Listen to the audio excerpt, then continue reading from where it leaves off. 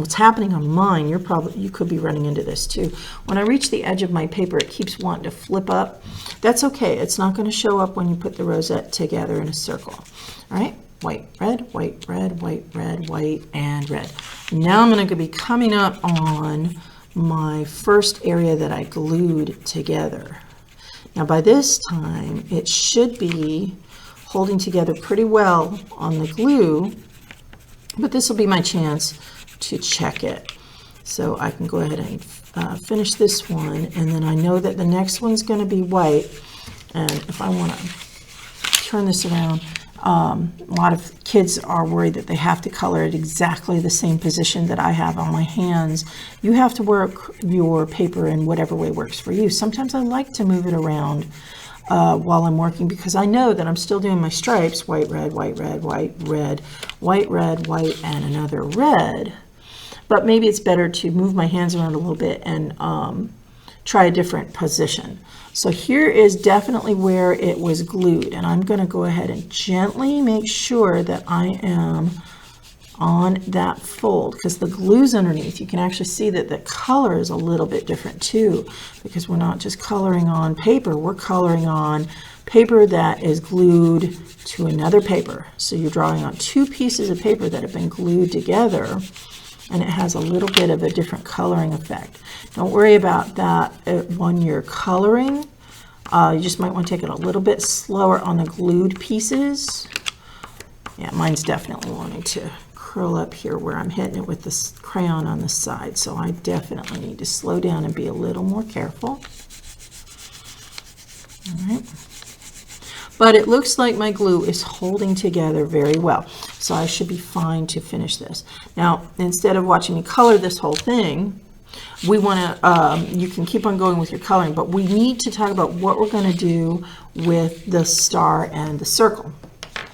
So you can go ahead and keep coloring your stripes. I'm going to show the kids at home how to do this. So if you're in the classroom, you have this. You're all set to go. You have your circle and your star for the inside of your rosette. So if you're in the class, you don't need to do any work on this. If you are at home, we need to go ahead and make a circle that would fit for your rosette, and a star that would go inside. So keep coloring your stripes if you're in school, and if you are at home, let's go ahead and do this on your third plain sheet of paper. You want to get a decent sized circle, and the way that I can tell it's a good sized circle is it's about the, I want it to make it around the width of my stripe paper. This is that one paper that I folded but I didn't use, or I can just use my stripe paper, that's fine. And I have a soup container lid that I liked, and it's just a little bit bigger than my stripe paper. And that's pretty good. So around that size, let's look at it from this side. So around that size, a little bit smaller would be good, a little bit bigger is good, but about this size, so that we know that it's not, we'll still be able to see the stripes underneath it. And I'm going to go ahead and trace that onto my paper. With my circle that I'm going to do, I want to make two that are about the same size on my paper. And it might not want to fit one on top of the other, so I think I'm going to start in a corner. Let me turn the paper this way so you can see. I'm going to try to sort of start in a corner so that I know I have enough room over on this corner. And I'm just going to hold down my soup lid and trace around that. I'm going to go ahead and make another one to put the star in so that I know that it will fit and it won't be too big. So I'll go ahead and make another circle.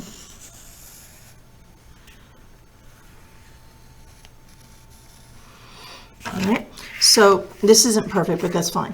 And we're going to go ahead and color one of them in blue, and which you will also do if you have the handout if you're in class. And this one is where we're going to make the star.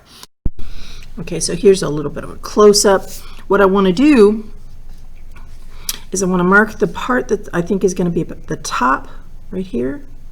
And then what I want to do is also mark, again, kind of on two bottom parts, all right, so that I will connect those lines. And what I'm going to do is try to think of drawing an upside down V. So, or like a capital A. So I'm going to come down here and I can do an A. Either way, I can go up and down or down and up. I'm going to go up to down. I'm going to take my top mark and go on down. And I don't worry about if my line is straight. That looks like the top of an A or an upside down V. And then I want to do the same thing. I'm going to go from top to bottom here to my other mark. So nice big A. And just like an A, we want to make a line that goes straight across. Probably not in the middle like you would for a letter A, maybe a little higher up, because this is the top point of your star.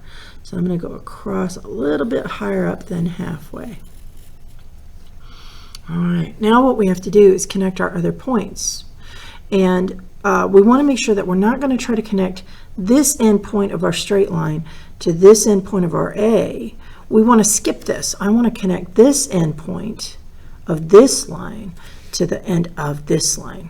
So I'm skipping this middle one and I say, okay, I don't want to connect you, I want to connect you. And I'm going to go ahead and draw down. Then I want to do the same thing on the other side. I'm taking the end point of this line and I say, okay, where do I connect you? Not the next one. We want to skip this one and connect it to this one. So I'm going to go on across here. And don't worry if it's not straight, because we're going to get ready to cut it out. But that gives you a close-up of it. We want to make this one blue, and then we're going to cut this star out. And if you don't like the lines, you can just flip it over where you can't see them, and then we'll glue that on top of the blue. So let's go ahead and get a blue crayon and color the circle blue. And you don't want to take too much time on this, so it's okay if you go outside the lines a little bit like that there. I can go ahead and go outside the lines as long as I can see the circle where I need to cut.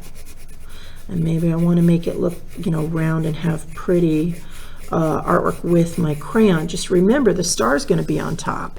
So you could do some nice pretty lines and things, but the star is going to cover a lot of it. So if you are in class and you have the handout, it's just because I'm not expecting you to have a circle to make for the top. So this is the same size as the one that's on that we just drew, but your star is a little bit smaller and doesn't have the lines inside. So if you want to make a bigger star, then you could maybe do it on the back side of your paper. But we want to definitely have this be blue, because the American flag has blue in it. We don't have blue anywhere else. So if you're going to give this to a veteran as a gift that says thank you for serving our country, they understand what these rosettes mean. They also like to give poppies to veterans. Those are red flowers that have black centers. And you might have seen people giving them away, especially little paper ones or ones made out of wire with tissue paper on them and stuff. Those are very nice to give as well. Those are old traditions of what we used to do when it was first started, and it was called Armistice Day after World War I. So this is the 101 years since Armistice Day started in 1919. Now that it's 2020, that means it's been 101 years since it started. So I'm going to cut this blue circle out, and I'm going to cut very gently along my lines, and then I'm going to cut out my star.